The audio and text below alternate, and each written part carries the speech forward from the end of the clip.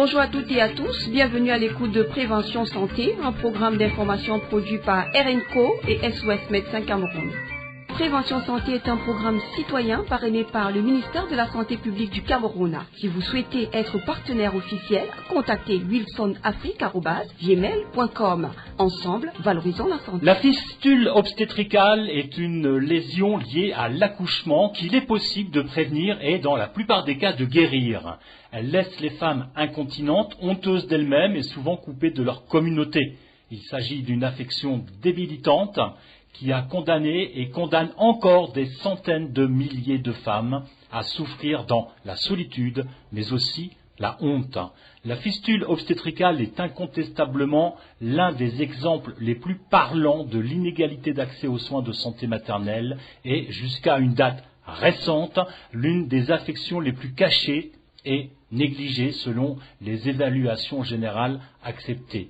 Dans le monde, 2 à 3,5 millions de femmes souffrent d'une fistule obstétricale en développement et près de 50 000 à 100 000 nouveaux cas surviennent chaque année. Pratiquement disparue du monde développé, la fistule obstétricale continue de frapper les plus pauvres d'entre les pauvres. Les effets sont dévastateurs. Habituellement, le bébé meurt et cette perforation cause une incontinence d'urine ou d'excréments ou des deux. Ce sera le sujet de notre programme Prévention Santé. Le docteur Ombolo, président de SOS Médecins Cameroun, conclura cette émission. Mais tout d'abord, j'ai le plaisir d'accueillir le professeur Pierre-Marie Tebeu, spécialiste en gynécologie obstétrique, enseignant à la faculté de médecine et sciences biomédicales à l'université de Yaoundé et chef de service de gynécologie obstétrique du CHU de Yaoundé. Bonjour professeur. Bonjour Wilson. Merci de votre participation à ce programme d'information et de sensibilisation à la santé. Alors tout d'abord, afin de comprendre de quoi l'on parle, pouvez-vous nous dire en quelques mots qu'est-ce qu'une fistule obstétricale? Avant toute chose, je voudrais faire une petite précision par rapport à mon identité. Je suis chef de service honoraire de gynécologie obstétrique au CHU de Yaoundé. D'accord, excusez-moi, professeur. Voilà. Et maintenant, revenons à ce concept fistule obstétricale. Par ce concept, il faut entendre le mot obstétrique, c'est-à-dire tout ce qui est en rapport avec la grossesse et l'accouchement.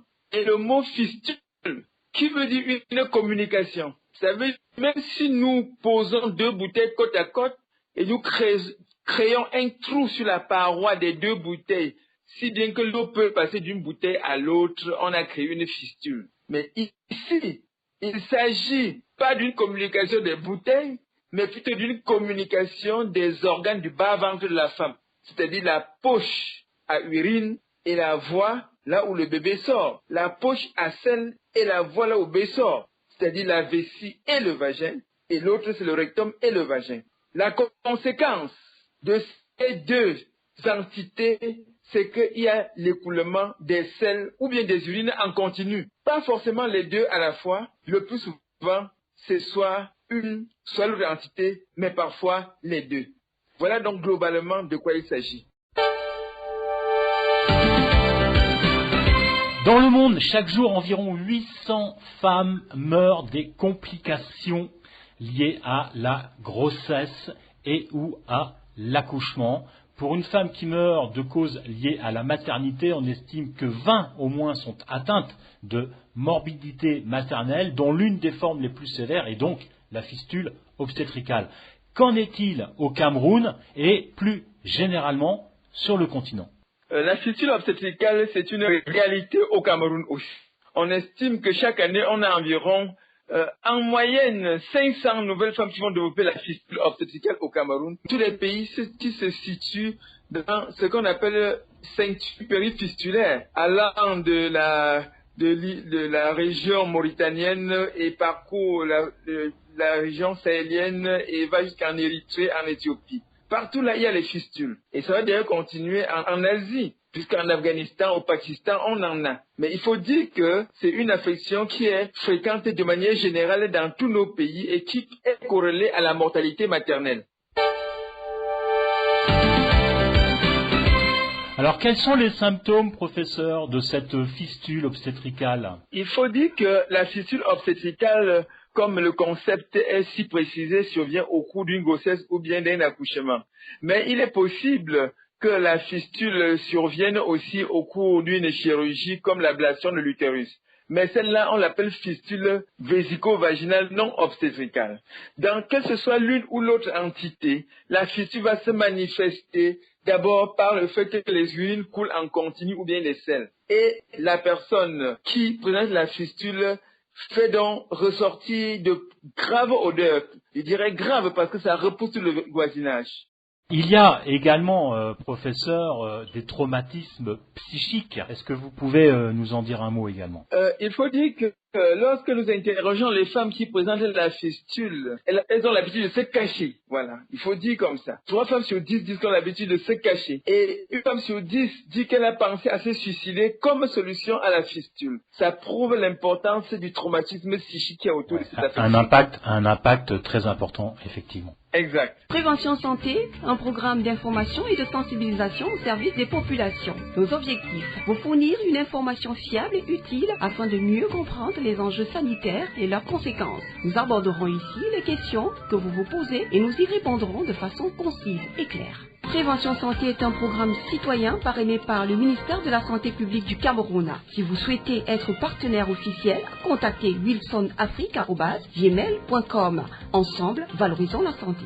Non traitée, la fistule peut causer des ulcères, des infections, des maladies rénales entraînant la mort, puisque pour éviter d'uriner, les femmes évitent de boire. Donc, le meilleur moyen d'éliminer la fistule obstétricale est, comme bien souvent, la prévention.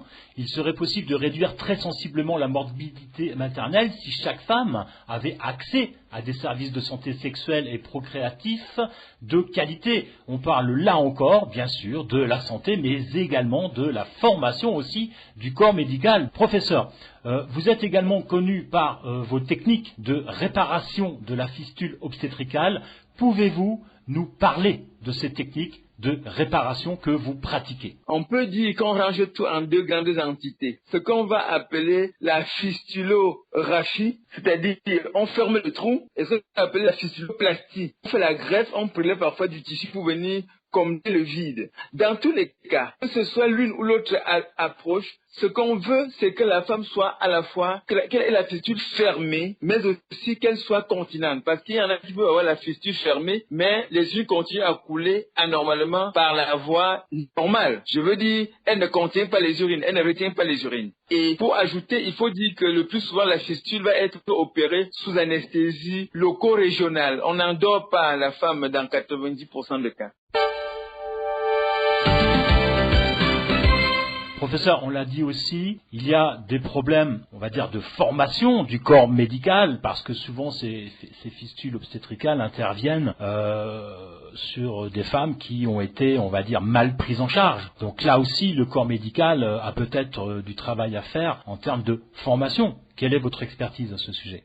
Nous avons fait beaucoup de travaux de recherche pour voir quel était le contexte de survie de la fistule obstétricale, et nous avons vu quand même qu'il y a des femmes que même si elles sont arrivées à l'hôpital à temps, elles ont fini par développer une fistule. Ça veut dire qu'il y a un problème de compétence. Il faut que les professionnels de santé qui travaillent en salle d'accouchement soient bien formés pour être en mesure de reconnaître le cas qui impose une chirurgie, par exemple. Et donc, il ne faut pas attendre pour se dire que l'enfant va sortir par voie vaginale par tous les moyens. Donc, le sens n'est pas d'avoir des gens formés et compétents, mais il faut aussi que les équipements soient disponibles. Que quand on dit césarienne, qu'on soit en mesure d'avoir la logistique nécessaire. Alors on a là effectivement 2 problématiques, celle de la formation, mais également celle du coût, je suppose, du matériel. Donc quelles sont les solutions aujourd'hui, notamment au Cameroun et dans d'autres pays, mais parlons du Cameroun, pour justement améliorer à la fois ses compétences et utiliser le bon matériel? Professeur. Quant à la prévention, le Cameroun a remis en place la formation des sages-femmes, c'est-à-dire des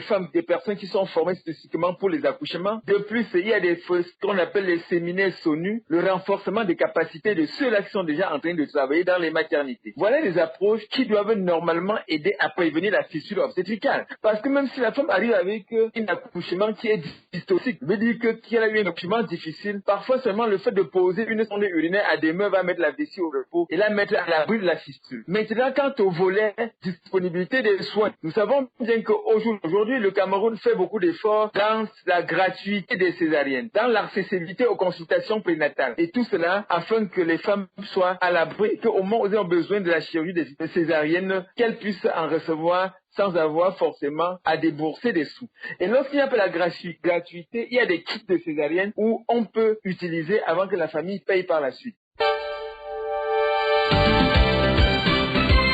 Avant de se quitter, peut-être un mot, professeur, sur l'association. Alors, je ne sais pas si je vais bien prononcer, Maïcha Bora, qui est une association vouée à la lutte contre la fistule obstétricale et l'amélioration, justement, comme vous venez de le dire, de la santé maternelle en Afrique. Association à laquelle vous êtes largement associé. Est-ce que vous pouvez nous en dire un mot, professeur?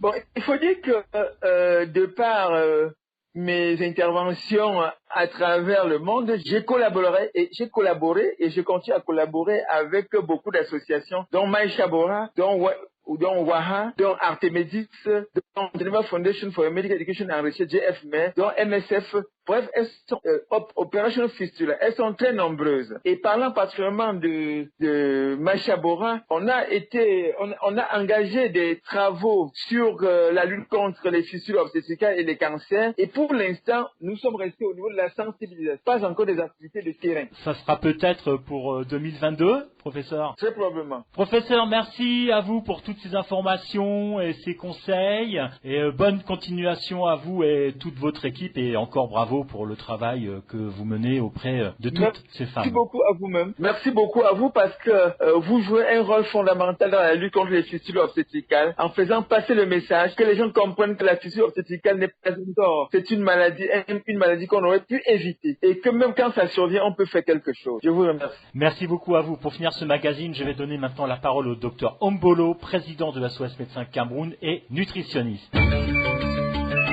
Bonjour docteur, le sujet est grave aujourd'hui sur donc cette thématique concernant les fistules obstétricales. Bonjour Wilson, effectivement c'est un sujet dramatique. Moi je voulais avoir un peu votre avis en tant que président de la SOS Médecins Cameroun. Que pouvez-vous nous dire de cette problématique grave ici au Cameroun et dans de nombreux pays aussi d'Afrique qui concerne donc les femmes et nous parler un petit peu de vos actions, de celles de vos équipes ici, SOS Médecins Cameroun, comment ça se passe au quotidien avec toutes ces femmes. C'est une situation assez dramatique de voir une femme qui a voulu donner la vie et qui finalement en fait va développer des complications qu'elle n'avait pas prévues, qui vont entamer et entraver considérablement sa qualité de vie. Ceux de nos membres qui sont gynécologues ont généralement ont généralement eu à gérer ce genre de situation, notamment dans le Grand Nord où il y a le problème de grande multiparité, c'est-à-dire des femmes qui accouchent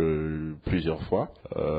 Donc finalement, c'est pas évident de gérer tout ça. On est parfois obligé d'en référer à nos maîtres, comme le professeur Tebe d'ailleurs, qui est l'un des experts dans le domaine. Et je crois que c'est assez compliqué pour nous de gérer ça au quotidien, mais avec l'aide de toute la communauté médicale, on arrive à le faire. Un mot peut-être, docteur, sur le message que vous souhaiteriez faire passer auprès de toutes ces femmes. Alors le message est simple, c'est un message adressé aux femmes et c'est un message adressé au personnel soignant en charge des femmes enceintes, des parturientes, celles qui sont en train d'accoucher. Aux femmes, je dirais tout simplement d'aller en consultation, de faire suivre leur grossesse et d'accoucher dans des centres agréés, des centres sécurisés et surtout de pratiquer une méthode de planification familiale adéquate et adaptée à leur couple. Pour les professionnels de santé, c'est déjà connu, c'est d'être beaucoup plus attentif à la gestion de